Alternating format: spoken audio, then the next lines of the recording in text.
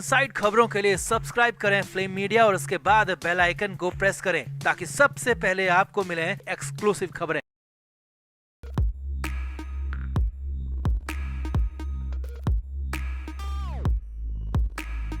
उद्धव ठाकरे और राज ठाकरे के बीच में गठबंधन को लेकर महाराष्ट्र में चर्चाएं जोरों पर चल रही हैं। दोनों के साथ आने को लेकर बातें चल रही हैं, लेकिन इस बीच राज ठाकरे ने खुद बड़ा खुलासा किया है कि वो उद्धव ठाकरे के साथ सिर्फ गठबंधन नहीं चाहते थे बल्कि कुछ और ही चाहते थे। जी हाँ, बड़ा खुलासा खुद राज ठाकरे ने किया है और उसके बाद तो उद्धव ठाकरे माथा पीट रहे हैं क्योंकि सवाल का जवाब ही कुछ ऐसा है जिसके बाद उद्धव ठाकरे के लिए कंडीशन और खराब हो गई है, क्योंकि यहाँ पर पूरा जो प्लान था राज ठाकरे का वो किसी को भी चौंका देगा। तो दिखाते हैं, आपको बताते हैं क्या है पूरा मामला। आप भी वीडियो को शेयर करें और कमेंट करके अपनी राय जरूर दें। तो बीच में महेश मांजरेकर के साथ एक इंटरव्यू में राज ठाकरे ने बातों बातों में कहा था कि वो उद्धव ठाकरे के साथ अपनी दुश्मनी भुलाने को तैयार हैं और साथ ही ये कहा था कि महाराष्ट्र के हित के लिए, महाराष्ट्र की रक्षा के लिए और महाराष्ट्र को आगे बढ़ाने के लिए मेरे मुद्दे बहुत छोटे हैं, चाहे वो उद्धव ठाकरे के साथ हो किसी और के साथ हो, मैं उन सब झगड़ों को, उन मुद्दों को भुलाने को तैयार हूँ, साथ आने को तैयार हूँ। अब यहाँ पर लंबे समय से उसके बाद बवाल मच गया कि उद्धव ठाकरे राज ठाकरे एक साथ आ जाएंगे, दोनों भाई एक साथ आएंगे तो मराठी राजनीति करेंगे और मराठों के गढ़ महाराष्ट्र में बाकी पार्टियों के लिए मुश्किलें हो सकती हैं। लेकिन इधर राज ठाकरे अब लंबे समय बाद एक बार फिर मीडिया के सामने आए तो पूरे मामले पर खुद ही बयान दे डाला। जी हाँ, राज ठाकरे ने एक टीवी चैनल से बातचीत में बहुत सारी बातें कही और इसी दौरान राज ठाकरे ने कहा कि उनका मतलब सिर्फ और सिर्फ गठबंधन से नहीं था। जी हाँ, यहाँ पर एक बड़ी बात आपको बता रहे हैं। राज ठाकरे ने कहा कि वो सिर्फ गठबंधन तक की बात नहीं कर रहे थे बल्कि वो महाराष्ट्र को आगे ले जाना चाहने की बात कर रहे थे, महाराष्ट्र को सबसे ऊपर पहुंचाने की बात कर रहे थे, महाराष्ट्र की लड़ाई की बात कर रहे थे और महाराष्ट्र की लड़ाई के लिए वो अपनी लड़ाई को पीछे रखने के लिए तैयार थे और सिर्फ गठबंधन ही नहीं बल्कि विलय तक के लिए तैयार थे। जी हाँ, ये बड़ी खबर, बड़ी बात आपको बता रहे हैं। उद्धव ठाकरे के साथ राज ठाकरे अपनी पार्टी का विलय करने तक को तैयार थे, लेकिन इसके लिए शर्त यही थी कि महाराष्ट्र का भला हो, महाराष्ट्र के लोगों का भला हो। लेकिन उद्धव ठाकरे तो समय रहते इस प्रपोजल पर माने ही नहीं, समझे ही नहीं। जी हाँ, हो सकता है कि उद्धव ठाकरे को ये पूरा प्लान और प्रपोजल समझ ही नहीं आया, इसीलिए तो राज ठाकरे का जो प्लान है वो अब सामने आया है तो सभी को हैरान कर रहा है, चौंका रहा है, क्योंकि राज ठाकरे खुद रोते हुए शिवसेना छोड़कर गए थे, मातोश्री छोड़कर गए थे और अपनी अलग पार्टी बनाई थी एमएनएस नाम से। हालांकि वो पार्टी बहुत ज्यादा सफल नहीं रही, लेकिन हाँ, राज ठाकरे का महाराष्ट्र में मराठा राजनीति में एक बड़ा बेस है और इसीलिए उद्धव ठाकरे भी चाहते थे कि वो साथ आ जाए। लेकिन उद्धव ठाकरे ने कभी भी राज ठाकरे को उस तरह से इज्जत नहीं दी, उस तरह से जगह नहीं दी और यही बात इस बार भी हुई है कि जब राज ठाकरे ने खुद पहल की तो उद्धव ठाकरे समय रहते समझ ही नहीं पाए कि वो राज ठाकरे कह क्या रहे हैं, कहना क्या चाहते हैं और आगे क्या करना चाहते हैं। इसीलिए तो अब उद्धव ठाकरे माथा पीट रहे हैं, क्योंकि जब राज ठाकरे ने कह दिया कि वो विलय तक के लिए भी तैयार थे तो फिर यहाँ पर अब उद्धव ठाकरे के पास कुछ बचा नहीं है, क्योंकि तैयार थे का मतलब है कि हो सकता है अब वो तैयार ना हो। जी हाँ, ये भी बड़ी बात है, हो सकता है कि अब राज ठाकरे कुछ शर्तें भी रख दें, लेकिन उस वक्त वो बिना शर्तों के साथ में आने को, गठबंधन के अलावा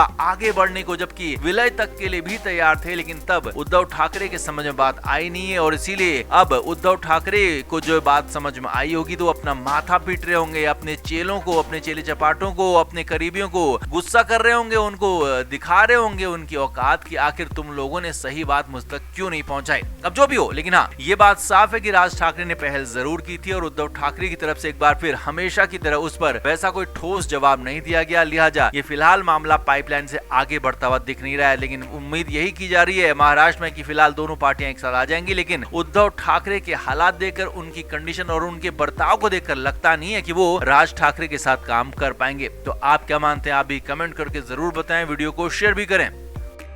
तो पहलगाम मामले के बाद उद्धव ठाकरे केंद्र सरकार पर हमलावर थे और उसके बाद जब सर्वदलीय बैठक हुई तो उसमें भी अपने प्रतिनिधि नहीं भेजे और यही नहीं, उसके बाद जब ऑपरेशन सिंदूर हुआ तो उसके बाद भी उद्धव ठाकरे और उनकी पार्टी लगातार सरकार पर सवाल उठाते रहे, सरकार से सवाल करते रहे कि ये आपने गलत किया, वो आपने नहीं किया। तो इसी तरह से बातें होती रही, यानी कि एक तरह से उद्धव ठाकरे अपने विरोधी होने का धर्म निभा रहे थे, क्योंकि विरोधी हैं तो सवाल ही पूछेंगे भी, जायज बात है। लेकिन यहाँ पर पर अचानक से उद्धव ठाकरे और उनकी पार्टी का रुख बदल गया। जी हाँ, भारत सरकार ऑपरेशन सिंदूर को लेकर पूरी दुनिया में सर्वदलीय सांसद यानी कि सभी पार्टियों के सांसदों के 7 डेलीगेशन भेजने और 59 सदस्यों वाले इस डेलीगेशन में 51 तो नेता हैं, 8 राजदूत शामिल हैं। और पहले यहाँ पर जो कहा जा रहा था कि इसमें सभी पार्टियों के नेता तो शामिल थे, लेकिन उद्धव ठाकरे की पार्टी के कोई नेता या कहें कि कोई सांसद इसमें मौजूद नहीं थे, शामिल नहीं थे। लेकिन अब अचानक उद्धव ठाकरे ने यहाँ पर शिवसेना यूबीटी की तरफ से एक सोशल मीडिया पर पोस्ट किया है और उसके बाद पूरे वक्त और हालात बदल गए हैं। जी हाँ, उद्धव ठाकरे की पार्टी की तरफ से सांसद प्रियंका चतुर्वेदी इस प्रतिनिधिमंडल में शामिल हो गई हैं और ये सब कुछ अचानक नहीं हुआ, इसके पीछे की स्टोरी है, बड़ी कहानी है। असल में प्रियंका चतुर्वेदी शिवसेना यूबीटी की सांसद हैं और वो अब उस डेलीगेशन में शामिल हो गई हैं जो कि पूरी दुनिया में जाएंगे और पाकिस्तान के खिलाफ जो पूरा मामला है वो बताएंगे। तो ऐसे में अब ये कैसे हुआ, अचानक कैसे हुआ? कल तक जो उद्धव ठाकरे केंद्र सरकार का, मोदी सरकार का विरोध कर रहे थे, वो अचानक कैसे मोदी सरकार की रणनीति में शामिल हो गए? तो इसका मामला ये है, इसका आंसर ये, इसका जवाब ये है कि उद्धव ठाकरे से यहाँ पर बात की गई है फोन पर। उद्धव ठाकरे को केंद्रीय मंत्री किरण रिजिजू ने फोन किया है। जी हाँ, ये बड़ी बात आपको बता रहे हैं, बड़ा खुलासा आपको कर रहे हैं कि टेलीफोनिक बातचीत हुई है और यहाँ पर उद्धव ठाकरे को कहा गया कि राष्ट्र हित में अपना कदम समर्थन दीजिए और यहाँ पर उद्धव ठाकरे ने यहाँ पर पूरी तरह से साथ देने का मन बना लिया। अब हालांकि ये तो खुलकर बात सामने आ गई है कि केंद्रीय मंत्री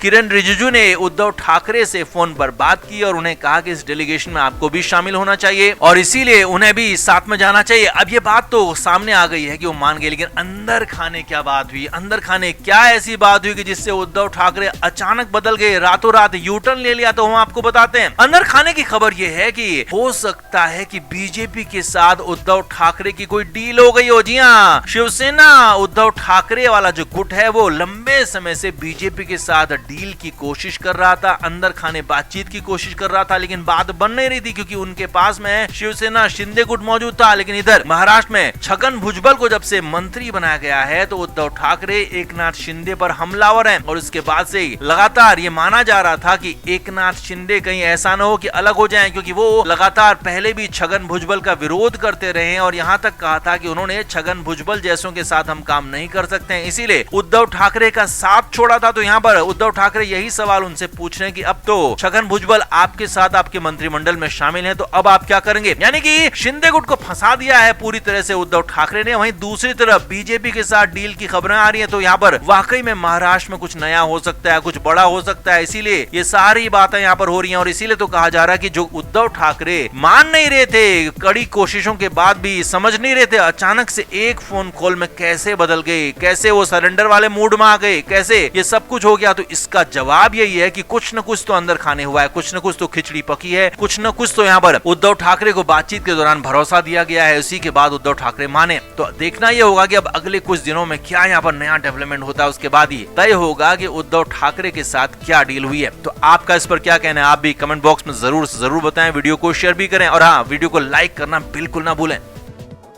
फ्लेम मीडिया रिपोर्ट।